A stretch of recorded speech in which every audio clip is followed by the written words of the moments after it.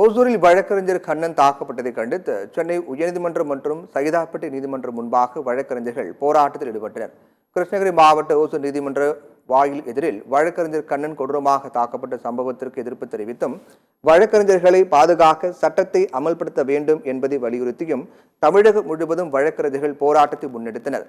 அந்த வகையில் சென்னை உயர்நீதிமன்ற வாயில் முன்பு ஜனநாயக வழக்கறிஞர் சங்கம் மற்றும் சமத்துவ வழக்கறிஞர் சங்கம் சார்பாக போராட்டம் நடைபெற்றது.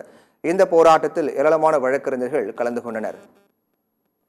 வழக்கறிஞர் கண்ணன் தாக்கப்பட்ட சம்பவத்திற்கு கண்டனம் தெரிவித்து சைதாப்பேட்டை நீதிமன்ற வழக்கறிஞர்கள் சங்கத்தை சேர்ந்தவர் சாலை மறியல் போராட்டத்தில் ஈடுபட்டனர். இதுகுறித்து தகவல் அறிந்து அங்கு சென்ற காவல்துறையினர் போராட்டத்தில் ஈடுபட்ட வழக்கறிஞர்களுடன் பேச்சுவார்த்தை நடத்தினர். இதைத் தொடர்ந்து வழக்கறிஞர்கள் போராட்டத்தை தற்காலிகமாக விலக்கிக் கொண்டனர்.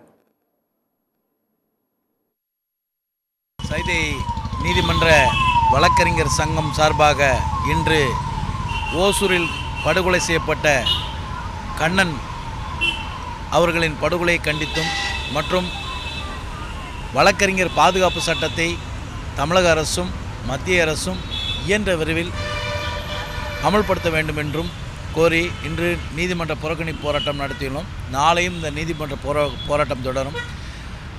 இந்த 6 மாத காலகட்டத்தில் நீதிமன்ற 11க்கும் மேற்பட்ட வழக்கறிஞர்கள் படுகொலை செய்யப்பட்டுள்ளார்கள்.